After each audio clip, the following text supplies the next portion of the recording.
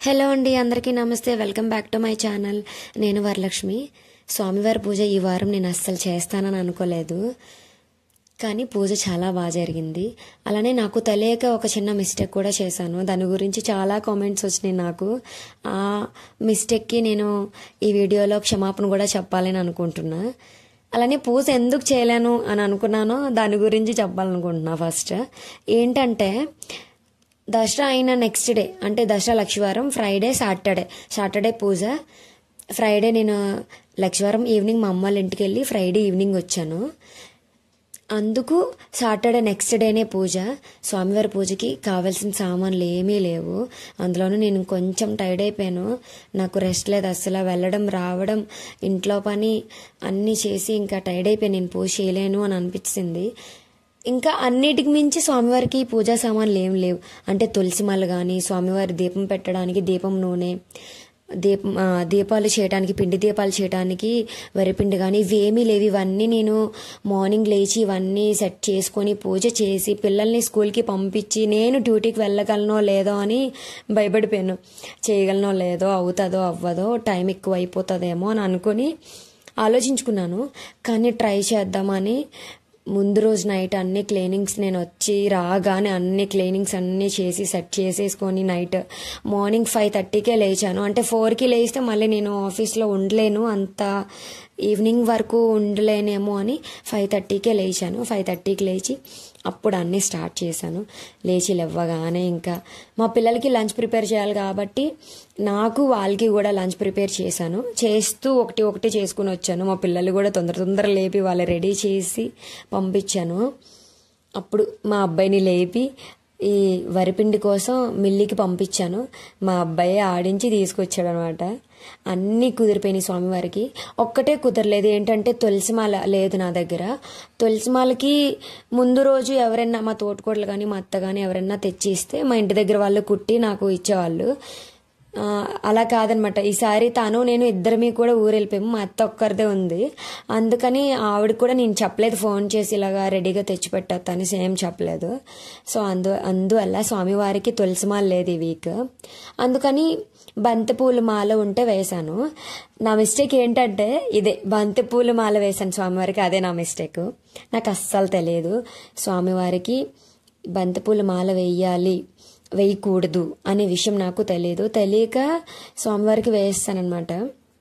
తులసిమాల లేక నేను అది వేసాను. స్వామివారికి ఊరకని అలా దీపం పెట్టే కంటే బంతిపూల మాల ఉంది కదా, ఇది వేసి స్వామివారిని వీకి పూజిద్దామని అనుకున్నాను అనమాట.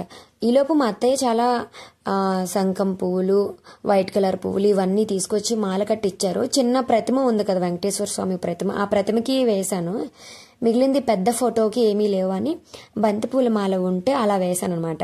అది వేయకూడదు, ఎందుకు వేస్తున్నారు, అవి డెకరేషన్ పర్పస్ మాత్రమే యూజ్ చేస్తారు, స్వామివారికి అస్సలు ఇష్టం ఉండదు అని ఇలా చాలా కామెంట్స్ వచ్చినాయి నాకు.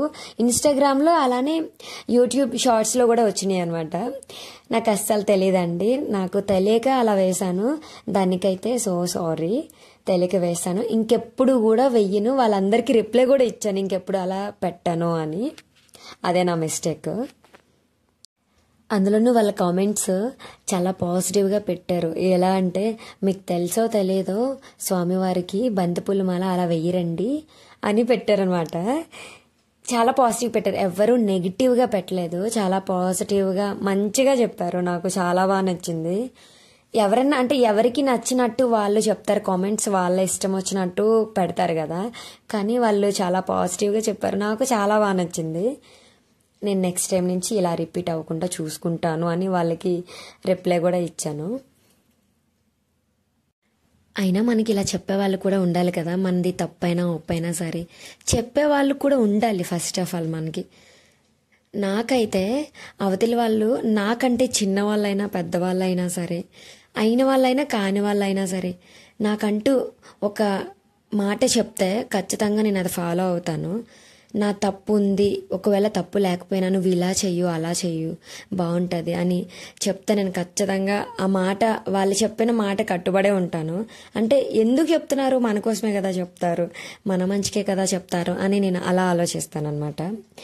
అలానే ఈ వీక్ పూజ చేయాలని అనుకున్నాను కదా, ఈ వీకే కాదు, అసలు నేను ప్రతి వీక్ కూడా పూజ ఎలా చేస్తున్నానో, ఇంత ఓపిక నాకు ఎలా వస్తుందో, ఇన్ని ఎలా మేనేజ్ చేయగలుగుతున్నానో అని అనిపించేస్తుంది నాకు. ఒక్కొక్కసారి చాలా టైర్డ్ అయిపోతాను. మా హస్బెండ్ అంటారు, ఇవన్నీ నువ్వు చేయలేవు, ఎందుకు ఇవన్నీ స్టార్ట్ చేస్తావు, మళ్ళీ బాధపడతావు, మళ్ళీ ఉండలేను, మళ్ళీ స్టార్ట్ చేస్తావు, ఎందుకు ఇవన్నీ అని అంటారు.